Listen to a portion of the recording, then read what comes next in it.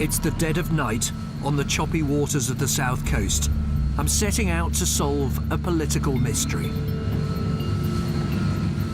My journey, like so many before me, begins on a voyage to Britain. For decades, whether by sea or by air, millions have come to our shores, making us a nation of immigrants. But now anxiety about the next wave of arrivals has reached an all-time high. The question is why? The government is eager to be seen to be cracking down. Illegal immigrants are being told to go home. Hello, mate. We're immigration officers. What nationality are you? Slovakian. Politicians are competing to talk tough. Immigration is too high, and I want it cut. We need to have a cap on migration, which we've put in place, and we need to make sure that people who do come here work hard and play by the rules. Do you want to go back home? No. Britain must control its borders. The capacity of our economy to absorb newcomers was greater than the capacity of some communities to adapt. The arrival of people from all over the world has changed the face of Britain forever. Poles came here to work because if they work even for the lowest wage, they have a decent life. Was it part of some secret plan for Britain? They've deliberately embarked upon a policy of mass migration into this country without asking the people for their consent, without even telling them it was going to happen. Or was it a huge miscalculation? Oh, the predictions were completely catastrophic. I mean, they were wrong by a factor of 10. There were more predictions of another invasion by Romanians and Bulgarians. So far, though, it's yet to materialise.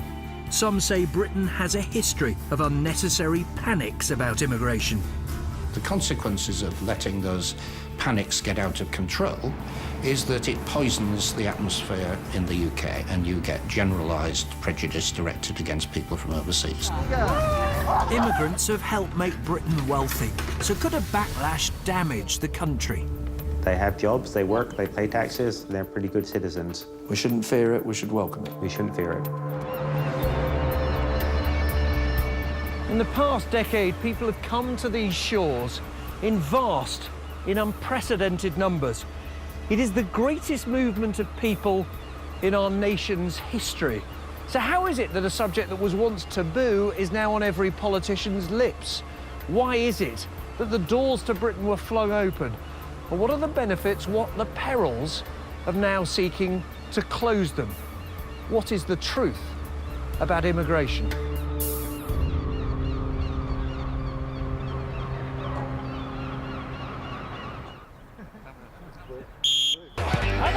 Kick-off down the local park. A crunch match in the league.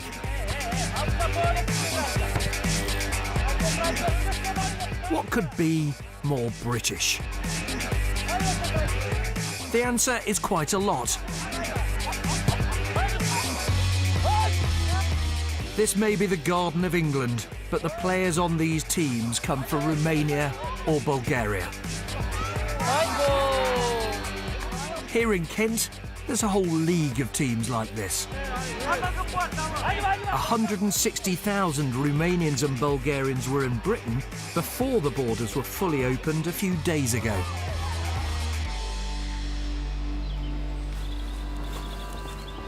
Many came to pick fruit at farms like this one near Faversham.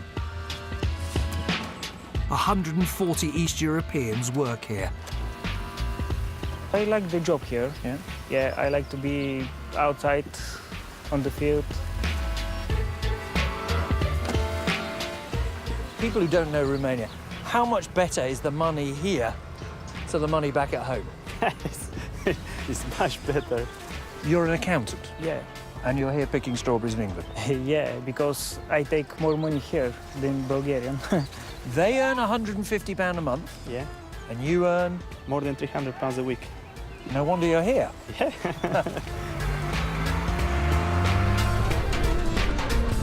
The farm is run by Alistair Brooks. He's hired his workers from abroad for years. Whenever he's tried advertising locally, he's been disappointed. The last time we ran an advert, which was the beginning of the season, we got 25 applications. 11 turned up. At the end of the week, we had 5 left, 2 of which were Polish people and 3 were Slovakians. Not one Brit? Not one Brit. Where'd they gone? Oh, some of them just didn't turn up after the second day. Some thought it was a bit hard, a bit uncomfortable. They won't come.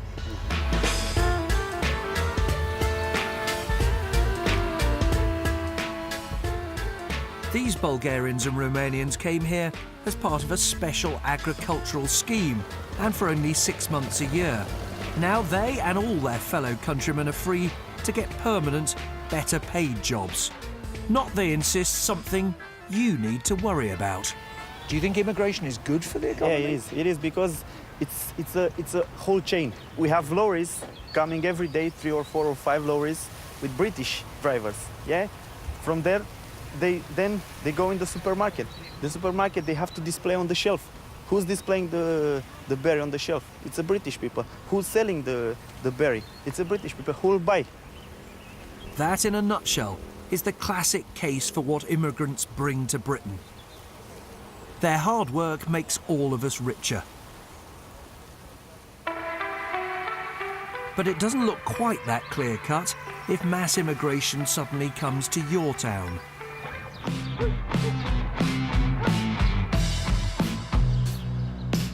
This is Sheffield's Page Hall district. It's hit the headlines thanks to tensions caused by an influx of hundreds of Roma families from Slovakia.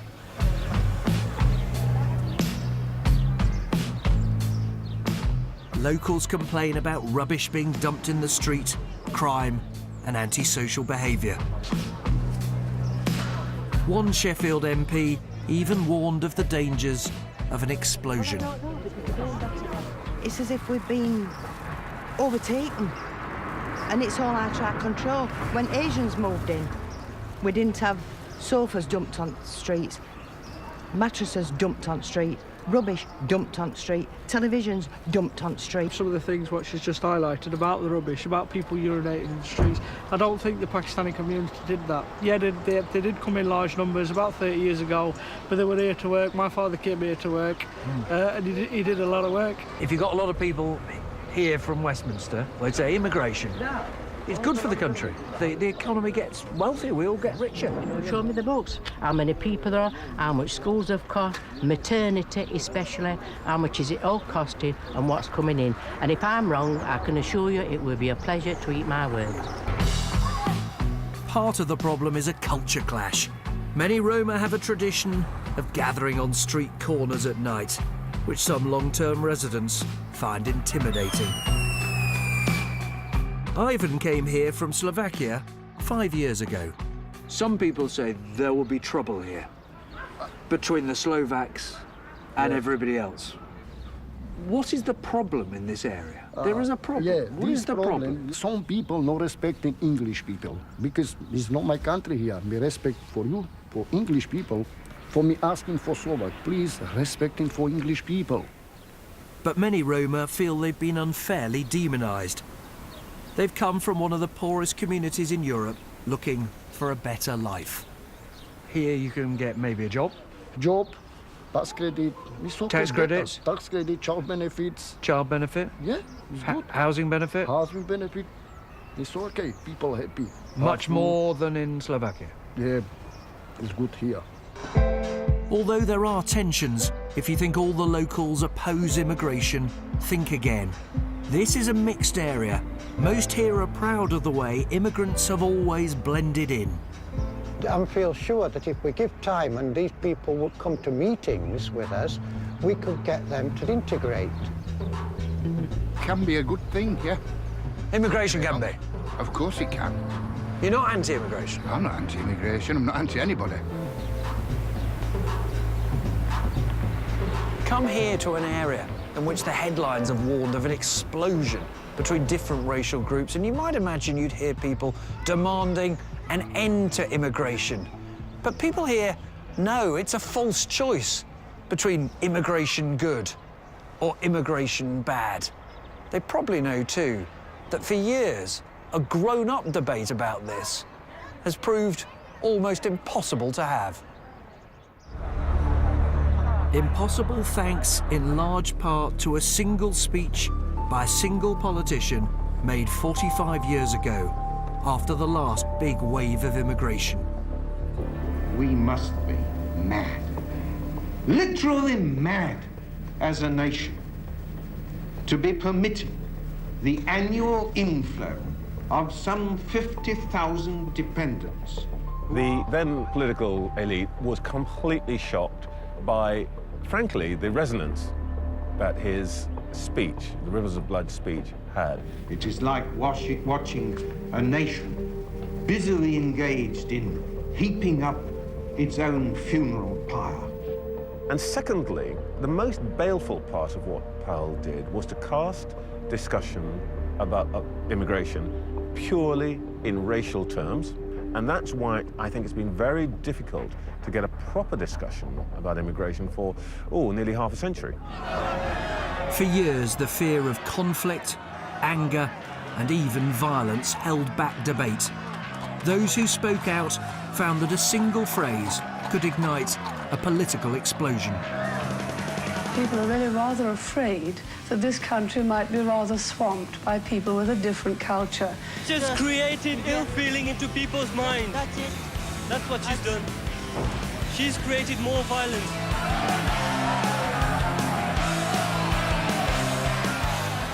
Political rows often focused on pandering to racism, as this poster graphically shows. For years, if you raised the question of immigration, you were accused of being racist. And there was a sort of deliberate attempt to make it a no-go area. Whether on the right or the left, those who've set out to limit immigration have found themselves accused of being inheritors of Enoch Powell's mantle. On immigration, it was bluntly a nightmare. And it got more and more difficult. But now politicians on all sides want to appear to be getting tough. I think what people have seen is a concern about the pressures of the number of people coming into the country, and it's those pressures that have led people to feel that immigration is an issue that politicians should be addressing in a way that hasn't been in the past. The level of migration, the pace of migration has been too high and should come down, but it's also important to look at different kinds of migration and the impact that they have as well. And one politician claims vindication for daring to go where others once feared to tread. They tried to say that anybody that dared to talk about this subject was necessarily a bad person and racist. That was what they tried to do. And actually, this has been going on ever since Powell's speech. He was wrong in the sense that he felt that black and white would find it difficult to mix. But unfortunately, he's been proved to be right because the sheer numbers that have come into Britain have led to segregation, have led to ghettoization, and we now see significant parts of our big cities where people don't even speak English. Steaming into Southampton Harbour is a reminder that Britain has a long history as a migration nation. Not exactly the Statue of Liberty, is it? Britain doesn't have a monument. We have no inscription saying, "Bring us your huddled masses." And yet the history of this island is one that has welcomed the multitudes. They've settled here, they've prospered, they have become the new Britons. And yet some people are now asking whether the tide of people coming needs to be slowed, halted even. They're beginning to ask, is this crowded island simply full up? In the 10 years to 2012, net immigration to the UK was about 2.5 million people. That influx is roughly equivalent to 10 times the population of Southampton.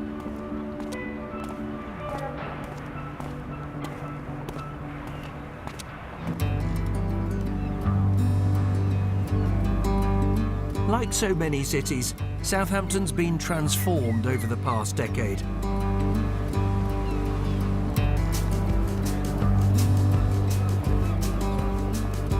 The number living here who were born abroad has doubled, from 20,000 to around 40,000. In 1 in 12 households, no one speaks English as their main language. And nowhere illustrates the change more vividly than St Mark's Primary. They call themselves an international school because only 4 out of 10 of the children here are white British.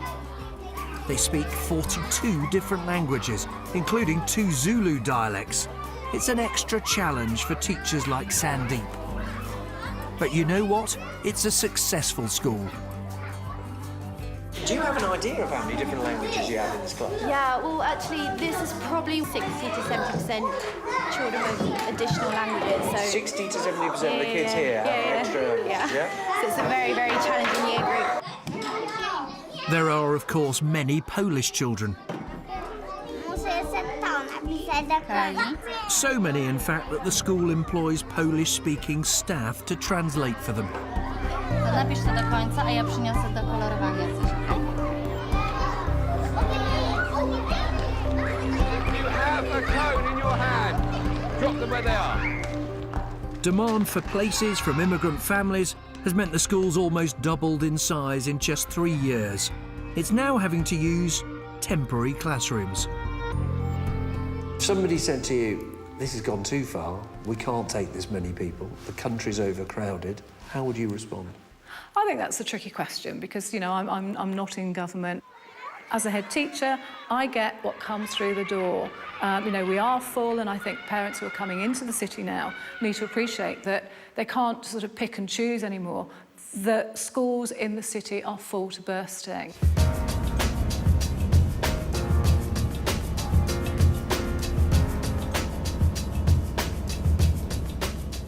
That's a warning the local Labour MP asked his own government to listen to, even though he says the city's absorbed immigrants for centuries. The Huguenot refugees came from France in the 16th century, and they lived in a part of the town which is still known as French Street. You turn right here. John Denham wrote to Gordon Brown in 2006 to spell out how immigration was affecting Southampton. It had an impact in work. In construction, for example, wages fell dramatically. In the health service, the newer migrants who weren't used to having GPs tended to turn up at hospitals if they had colds or minor ailments, so there was a big impact there. And in private housing in particular, that meant a lot of previously family housing being turned into rented housing, often for several adults at a time. So across the city, the sense was a very rapid change in the community feeling and sounding different to the way it had done before. This is Southampton's Unity 101. Pozostaje mi nic innego jak tylko rozpocząć program The Sound of Poland. Jazda. Listen to this, Southampton's very own Polish punk show.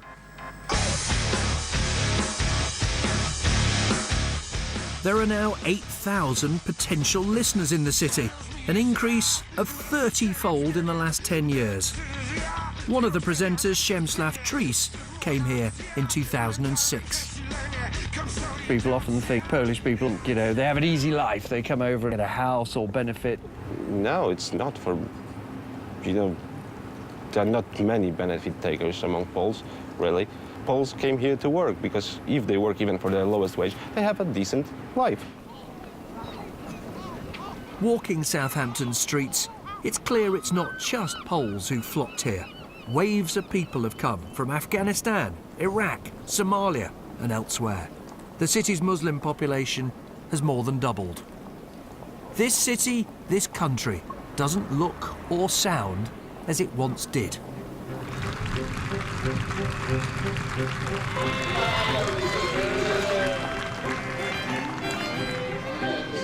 This is the country some remember and some still yearn for. The New Forest show takes place just outside Southampton, but it feels a world away. Opposition to immigration is often rooted in a fear that things are changing too fast.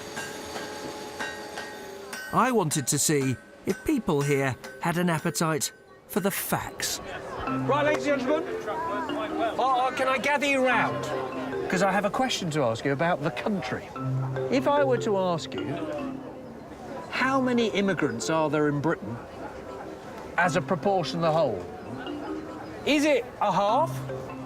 Is it more than half, say 3/4? Is it about a third? So which is it? Who's going to step up first and just tell me what they think? I'll do the cutting. I think it might be a third. You think it might be a third of the population are immigrants? OK. You have that third. Thank you. Sir, right, you think... I'll go with the 8th. So you think... I think objectively it's not as much as people think. You think it's not as much as people think? That's about an 8. At 25%. What, you think about a quarter of the British population were born abroad? That's what we mean. Right, a quarter? Anybody want more than that? 8? 75%. Never. You must be. 75% of the population are immigrants? North of Birmingham. You get 75%. That goes in there. There we are. That's yours. Oh, good. There we are. So, ladies and gentlemen, I can now announce the results. Who got closest to the immigrant population of Britain on our pie chart? Peter Snow, eat your heart out. The answer is, well done, sir, an 8th. The immigrant population of the UK is about 13%. Opinion polls show that most of us overestimate the numbers and think the answer is a third. Public concern should, though, not be underestimated. I remember Enoch Powell, and I remember what his words were, and I've adhered to that all my life. I wouldn't want to see any more immigration, definitely not. There's no jobs for English people. I don't have a problem with anyone that works and pays their way. My brother suffered for ages to get a job when a foreign person can come here and walk straight into a job. Those are views commonly held, but for a long time, not listened to. According to new results from the authoritative British Social Attitude Survey by NatSen Social Research, over 3/4 of people want immigration to be cut. It's higher still amongst those with few qualifications. Well over half of the population want immigration to be cut by a lot. The highest figure since the question was first asked in the mid-90s. But the truth is, anybody who lives in Acacia Avenue has no clue whether there are 10 million, 1 million, or 1,000 immigrants. Today, of course, what's happened is there are more of them. We're meeting them as neighbours. We're meeting them as parents at our school, and their children are sitting next to our children. We're meeting them in the doctor's surgeries. And of course, we're meeting them as competitors for jobs. It all adds up to an awful lot of change, and that's led to an awful lot of unease. What's at root of that public anxiety is a single decision taken here at Westminster with remarkably little public debate, taken in Downing Street without, it seems, much thought. And yet in 50 or 100 years' time, historians are likely to say it's amongst the most significant taken since the Second World War. So why did they take it?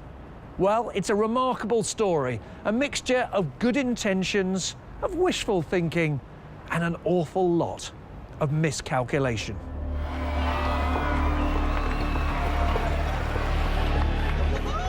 The story begins with the smashing of the barriers which divided Europe. After the fall of the Berlin Wall in 1989, people from the East were free to move as never before. Britain's Tory government dreamed of them joining the EU too, perhaps weakening Brussels at the same time. One man was in the room for the crucial decisions over the next 20 years, top Mandarin Gus O'Donnell. I remember working with Sir John Major when he was saying we wanted a broader, not a deeper Europe. So we wanted to enlarge Europe, to bring in countries like Poland, the Central and Eastern European countries. And the truth is, there wasn't an enormous amount of discussion about, well, what does that mean for the flow of migrants to the UK? And when Labour took power, they were just as keen on welcoming the East. Tony Blair travelled to Poland to call for EU expansion to go faster and wider. Tony Blair took a clear view, didn't he? He did, driven by the politics of wanting to give a clear message to countries like Poland that actually we wanted them in. They're an important country, a close ally, and we wanted them playing a full part in Europe. And in 2004, Tony Blair got what he wanted. Britain didn't just welcome Poland and 7 other countries into the EU. The British government took another dramatic decision to welcome all their people to come here and work from the very day their countries joined, unlike the governments of Germany, France, Italy, indeed most of the EU. One reason, a massive miscalculation about how many people would come. One of those who did come was Przemysław. When he's not playing punk rock on his Polish radio show, he works as a glassblower, making precision instruments at Southampton University. When Britain opened its doors to Eastern Europeans, it was an opportunity that proved hard to resist. How much more do you earn as a glassblower here than you would in Poland? 6 times. 6 times more? Yeah. And the standard of living? I then never realized before I come here how difficult the life is in Poland. I just said, well, that's how it is, how it's supposed to be. But no, it doesn't have to be that way. And there were plenty of people thinking what Przemysław was thinking. Day and night, East European workers came by plane, boat and coachload, all eager to improve their standard of living. And as their numbers mounted, so too did the political temperature about letting in so many people so quickly. I raised this question repeatedly at Prime Minister's questions, and I was told that I was scaremongering. Most other countries of the European Union have already imposed controls. Why haven't the British government? It is precisely for that And reason. Tony Blair repeatedly said, we've had estimates of how many are going to come, and they were in the low thousands. That always seemed to me to be complete nonsense. The Home Office researchers concluded that there was likely to be net migration of about 13,000 people a year, looking forward over the following 10 years. How good were those predictions of the numbers that would come over? Oh, the predictions were completely catastrophic. I mean, they were wrong by a factor of 10. In other words, it wasn't 13,000, it was something like 130,000. A year? A year, yeah. So about 1 million over 10 years? Yes.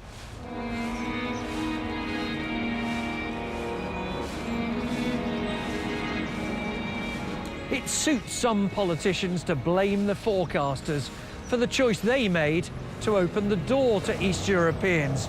In truth, though, the decision had been taken effectively long before the final forecasts were in. At the time, there was another priority: how to find the people to fill the jobs in a booming economy. A new century brought with it renewed belief. We celebrated the Queen's Golden Jubilee. We spent and spent and spent. Symbols of our new prosperity sprung up. But worries were rising too. Without more workers might boom be followed by bust. Did Britain need immigrants to keep our economy growing?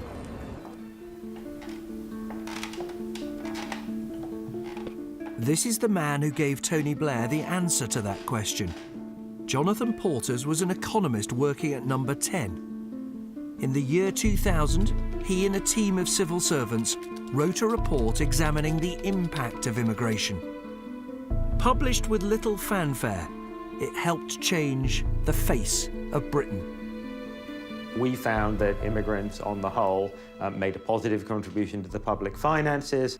I mean, it certainly enabled growth to carry on at a faster clip than it otherwise would have. It also met the concerns from quite a lot of businesses that they were facing, in particular, skill shortages. So overall, the conclusion seemed pretty clear at that time. Was there not also something that business, the Treasury, the Bank of England were worried that inflation would take off when growth was high, and immigration was a way of keeping the lid on wages? I'm sure the Treasury viewed immigration as potentially helpful in dampening wage growth.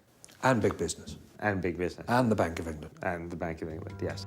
They welcomed the report's conclusion at the Treasury. There is little evidence, it said, that native workers are harmed by migration. Any worries about negative impacts were trumped by the prospect of real economic benefits. With hindsight, we might have wanted to slow it down, but it also turned out to be true that Polish people had a lot of skills. They filled a gap. So nobody said there are 70 million people whose incomes are often a fifth of the average in the UK. Wonder if they might want to come here. Well, they certainly, that issue was put, but when they come, they will be doing jobs that UK people don't want to do, and they will be contributing and meeting our skills gaps. And actually, we're a relatively full employment economy, so it wasn't seen as a threat, it was seen as an opportunity. Immigration was supposed to benefit us all, and the better off certainly noticed. They noticed that cheaper Polish plumber or decorator. They enjoyed that nice new delicatessen down the road. But the worst off in society noticed something rather different. They thought that their job was at risk. They thought their wages were being undercut. They often thought that their identity was threatened too. A big choice had been made by the politicians, but they'd scarcely bothered to consult the public. Were people told? Was there a debate specifically about the decisions on Eastern Europe? Well, we never ceased to debate immigration in the House of Commons, by the way. In fact, the Conservatives used to grumble that we had too many immigration bills. Yes, we didn't spell out in words of one syllable what was happening, partly because of a fear of racism. The people of the country weren't asked about it or told about it, and I don't think that's the way in which politics in a democratic country should be conducted. Public should have been told? Yes. At the time, Labour ministers were afraid of what they called the immigration tinderbox. Labour now says that was a mistake. I think there should have been more debate about immigration. I think we should have had more calm, measured debate and sensible response to people's concerns, but also listening to what those concerns were. You know, listening to people who were worried about jobs or wages or worried about the pace of change, and to have that debate about it rather than simply thinking you can't talk about it for fear that that might be the politics of the right. But the then Home Secretary says if East Europeans hadn't been allowed to come here legally, many would have come anyway. Well, I'm unapologetic. I'm unapologetic because if you don't have legal managed migration and people don't sign up so they pay national insurance and tax, they'll work illegally. And although we didn't get everything right about this particular issue, as I've described many times, we actually were on the side of the angels.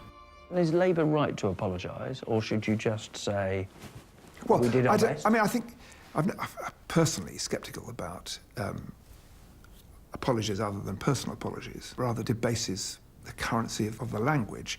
I'm certainly right to say we got this wrong, we deeply regret it, because we did get it wrong, and I deeply regret it. Why do you regret it, though? Well, I regret it because it undermines trust in government, if you're that wrong. Mistake or not, this is a policy which, unlike most politicians take, is irreversible. Many immigrants came and then returned home, but many more, like Przemysław, are here to stay. Poles are blending in, really. You can't see them much. They just work, home, work, home, work. They will be Poles to the bone, to the very end of their lives, like I will be. But my children will be English, and nothing will change that. So next generation of Poles here will be English.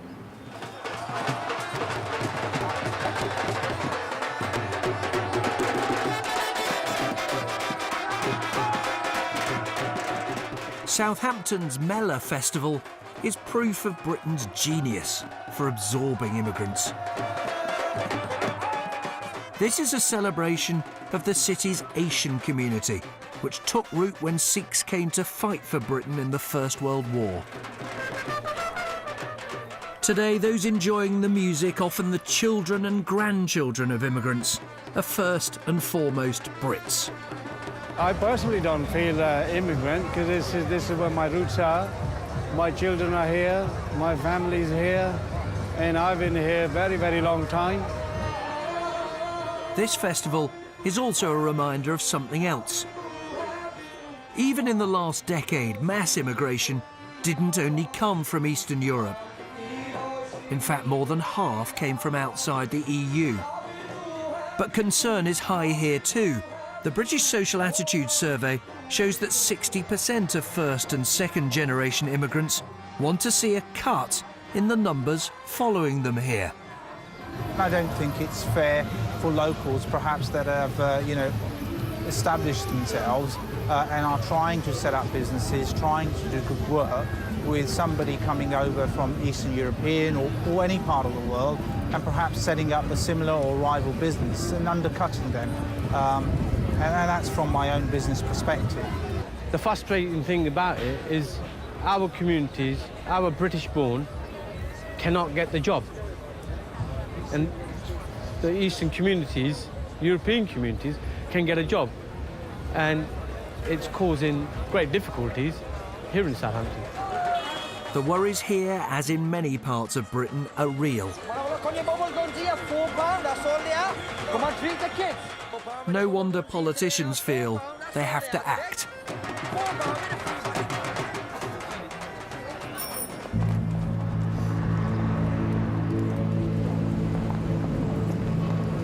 After the huge flows of people in recent years, after the mistakes and the miscalculations, a mere politician's promise was unlikely to convince voters that immigration was finally coming under control. So David Cameron came up with the idea of something more concrete, more tangible, more measurable, a target to cut net migration from hundreds of thousands a year to tens of thousands. That's a cut of well over a half. Easy to say, harder, as it turns out, to deliver.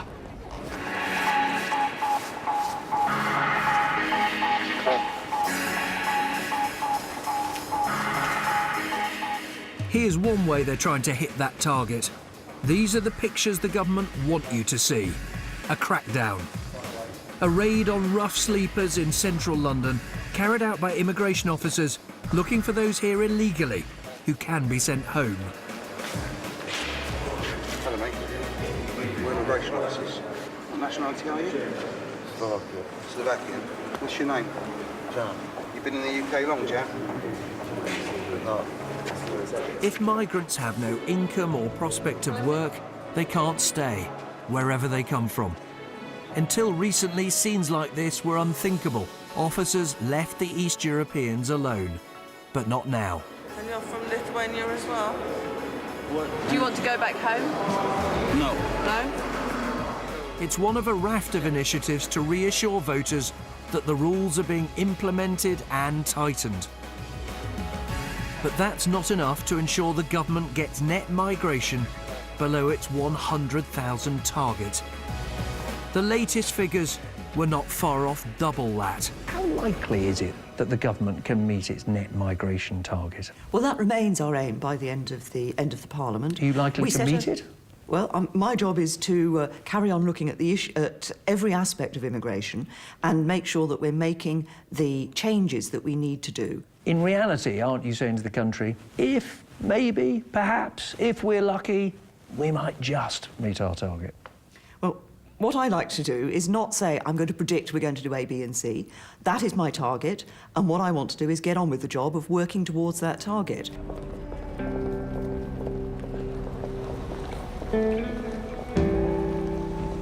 The government's target is, in truth, a pretty funny sort of target. It includes all sorts of things that ministers simply cannot control. First of all, people coming here from the EU. Anyone can come from any country. It is our legal right to live where we choose. Secondly, this target is actually for what's called net migration. That's the difference between two very big numbers. The number of people coming into the country and the number choosing to leave these shores. The bizarre thing is that if people stop choosing to leave Britain, the figure for net migration goes up, the government misses its target. And with so much beyond the government's control, it's hardly surprising it's proving difficult to hit. Even some members of the cabinet have got little faith in it. setting an arbitrary cap is not helpful. It almost certainly won't achieve the below 100,000 level the Conservatives have set anyway, so let's be practical about it. The government's target is a bit of a nonsense then, isn't it?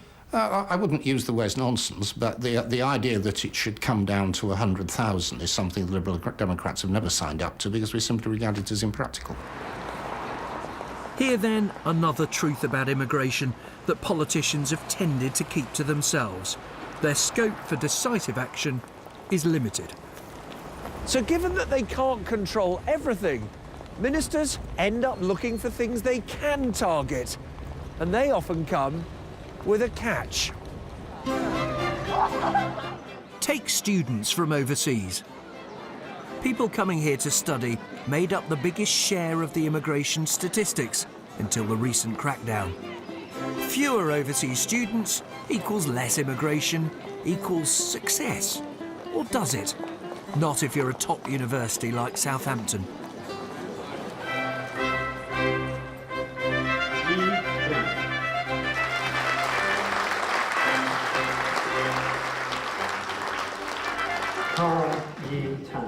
A quarter of the students here are from overseas. They pay higher fees than British students, helping universities to cope with funding cuts. And they bring much needed foreign cash into Britain. Higher education is a great British export. But the student visa system was being abused by applications for bogus colleges. The reason for this interview is to ask you some questions about your student application. So the government's trying to weed out people who are really trying to come here to work. And why did you decide to come to the UK to study? This centre opened last spring and has vetted about 100,000 applicants from around the world. And how will this course help you with your future plans? In theory, those pretending to be students are vetoed, real scholars are approved. And what will you do at the end of your course? I'll come back to my country and look for a job or start with my parents' business. Scores of phantom colleges have closed. All right then, so have you understood all of my questions today? Overall, applications to study at further education colleges have almost halved. OK, that's now the end of the interview, so you're now free to leave.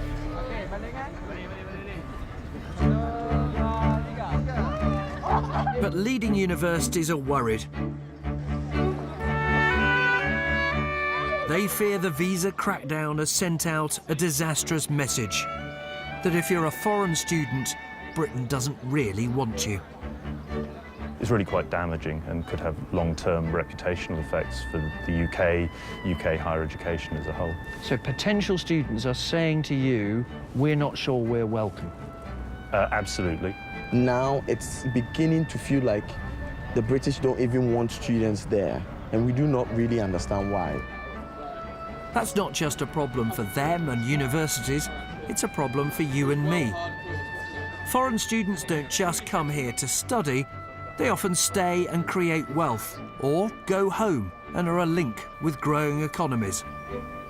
The government's immigration clampdown has led to applications plummeting from some of the world's economic powerhouses, like India.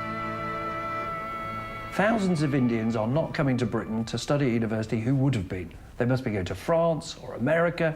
Is this not just bad for the British economy? What we have seen is that overall the number of overseas students has gone up. So why have the number of Indians dropped by almost 3/4? Well, we have been saying, I've been saying, the Prime Minister has been saying, universities are saying that actually we do want to see the brightest and the best coming here and students coming here genuinely to study. But as so often with immigration, there are no simple answers. The downside of cracking down on the number of foreign students has pitted one minister against another. This is a type of immigration, and it's one of the largest categories of immigration as it happens, which is very, very good for the UK economy and indeed for universities in general. So the fact there was a big drop in the number of Indian students is bad for Britain and bad for the economy? Almost certainly so.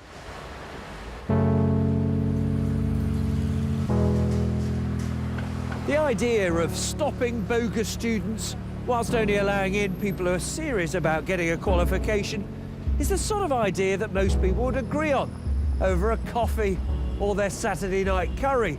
So too the idea of allowing in those with high skills and blocking those with low or no skills at all. They're popular, they sound easy enough.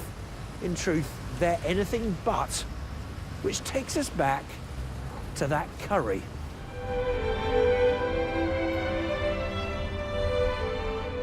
Meet the nation's curry king. Born in Bangladesh, Enam Ali is a man who loves Britain and has made it his life's work to persuade his adopted homeland to love curry just as much. At Enam's restaurant, it's not exactly vindaloo washed down with a pint of lager. Oh, look at that. That is beautiful. Thank you very much. And you call this now, don't you? You call this British curry rather than Indian? Yeah, absolutely. Yeah, I do call British curry because of the way it's presented, the way whole process is done. Yeah. And it's regarded as a British curry, British cuisine. Yeah. He calls it British, but it's cooked by foreign chefs who, like Enam, come from Bangladesh. But there's a crisis simmering here and in the kitchens of the nation's curry houses. Under new immigration rules, work permits are only given to those classified as highly skilled, earning about $30,000 a year, and who can speak English. You go to Bangladesh, apply for advertising in the newspaper, get somebody, interview them, anything is fine, and you apply them, he'll be rejected. Because of his English may be weak, or the certificate he provided is not in the proper institution. Many different things is happen. Does it matter whether chefs can speak English? That's what they're saying. You got to have. Does it matter to you? For me, no, because I'm looking for somebody cooking a curry. I'm not looking for somebody to come into my kitchen lecturing English. No. Enam isn't above a bit of lecturing himself. He founded the British Curry Awards, the Oscars of this hot and spicy industry. And yes, curry is an industry. With a turnover of £4.5 billion a year, it employs 72,000 people. An industry under threat, Tory-supporting Enam Ali MBE tells his guest of honour.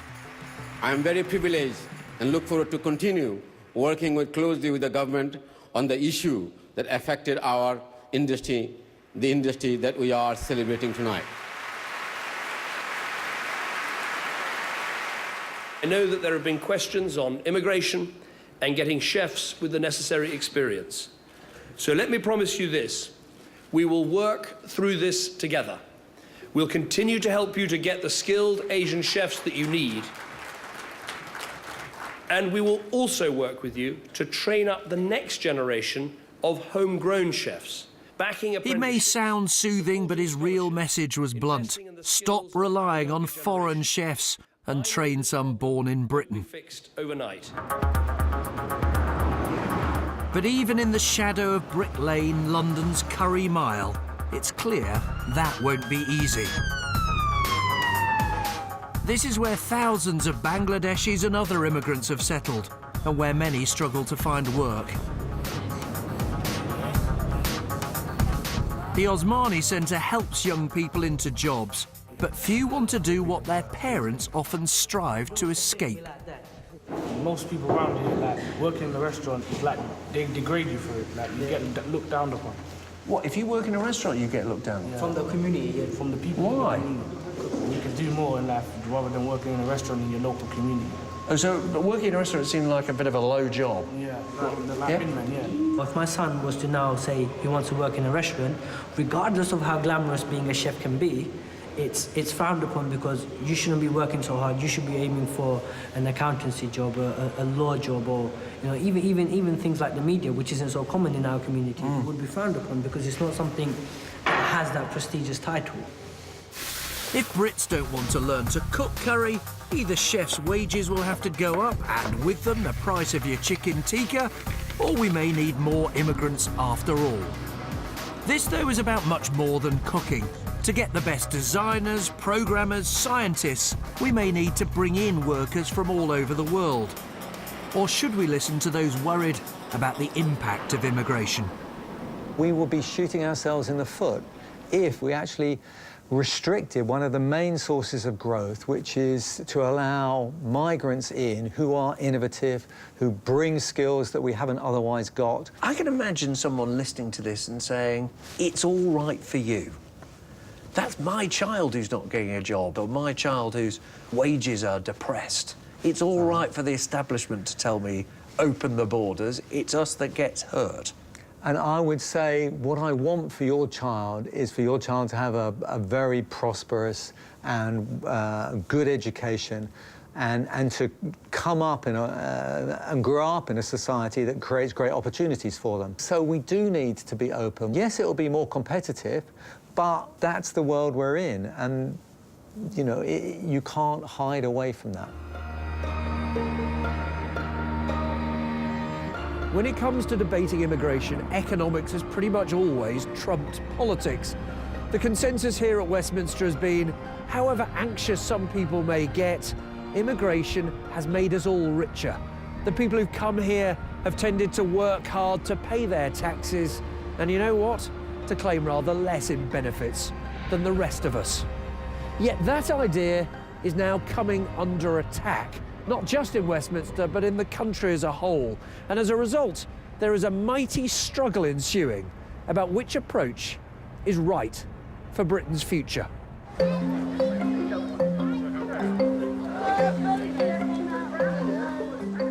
Back at the New Forest show, time to quiz the public. What price would they pay to cut immigration? Britain's official economic forecasters say less immigration means more cost for the rest of us. The Office for Budget Responsibility says if you cut immigration, it'll take us longer to pay our national debt off. If it meant higher taxes in order to cut immigration, will you pay? I'll pay, yes. I need some money. You want to see it cut? Yes. OK, you need to give me some money. Why do you feel that strongly? Because I think it should have been curbed 30 or 40 years ago. Even if it costs us money? Yes. Is a credit card easier? Is that easier? Now, this may be unscientific research, but one political leader echoes those views. Are you, Nigel Farage, saying, I accept we could be poorer, but so be it? Yes, so be it. I don't want to live in a country whose population is heading towards 75 million people. There are some things in a society and in a community that actually matter more than just money. Quality of life, overcrowded Britain, lack of social housing, youth unemployment. These are very real issues. Almost certainly there would be an economic price to pay if immigration controls were applied in a very harsh way. Of course you need control. Of course you need to balance the social consequences. But we do need certain kinds of immigrants for the British economy. But many of the public simply don't accept that. According to the British Social Attitude Survey from research centre NatSen, almost half of us think immigration is bad for the economy, though that number's dropped a bit in recent years. Those who think it's good number 31%. But even half of them still want to see immigration cut.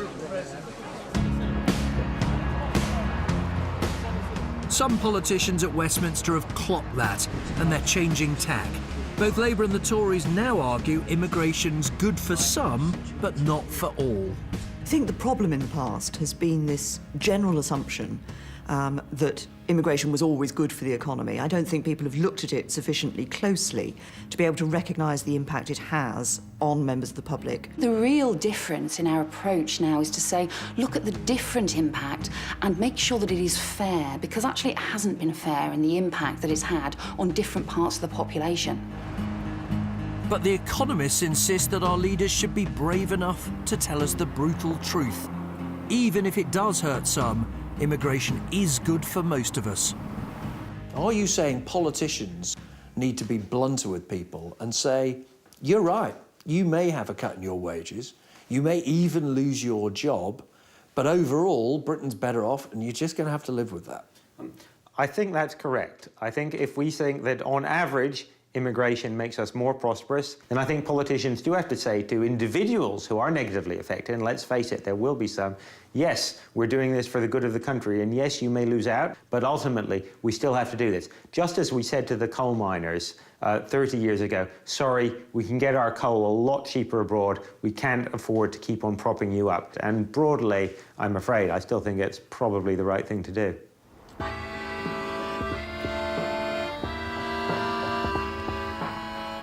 No matter where you look, there are stark choices between hard-nosed economics and the politics of listening to the public's worries. The latest battlefield is over EU immigration. Remember those fruit pickers in Kent? The Bulgarians and Romanians who filled the fields are now free to take any job anywhere in Britain and to stay as long as they like. Their boss wants to be able to look elsewhere to replace them. In order to stay in business, I need a core workforce that's going to be dependable and turn up. And if you're not getting them from Bulgaria and Romania, where will you get them from? Well, historically, we have had them from Russia, Ukraine, Belarus, Moldova, sort of countries around the fringes of the European Union. But the government's got other ideas. It's scrapping the scheme that gives work permits to foreign agricultural workers. What's more, David Cameron says he wants to cap the numbers who can come here from within the EU. At the moment, that would be illegal. The government would have to persuade other countries to tear up one of the EU's founding principles. I think we need to look at the question of, when new countries come in, of what is right to say to them about when they can have access, full access, to that free movement concept. But if the rest of Europe says, forget it, isn't it the case that if there's no change in the rules of the EU, there's precious little you can do to control overall immigration numbers as the EU gets bigger? I've been talking about this for the 3.5 years I've been Home Secretary, and I'm pleased to say that other opposite numbers of mine in other countries across the European Union are now saying, you know what, there is an issue here and we need to do something about it. But any attempt to limit the number of immigrants coming from poorer countries could spell trouble for this business. I think what will happen in the UK, the very labour-intensive horticultural jobs would probably go abroad. So, simple. If you can't get new immigrants to work these fields, strawberries will be grown somewhere else. Yeah.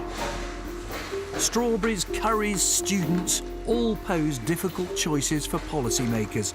As more Romanians and Bulgarians arrive here, the arguments over immigration will only hot up.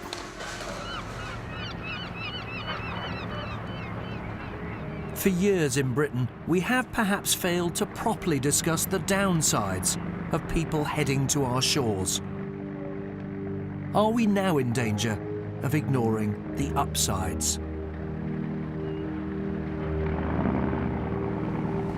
The truth about immigration is that it's a debate that's scarcely been had, an argument that has been feared, a series of choices made largely in private.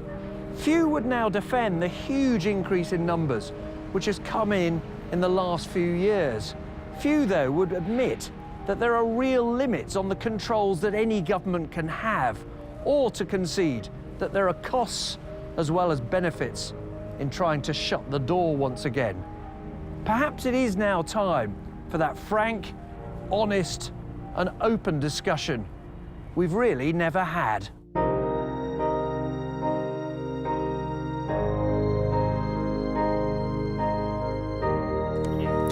Of course, there is a hidden side to immigration. Fergal Keane discovers what life is like for some of the people here illegally, tomorrow at 9:30.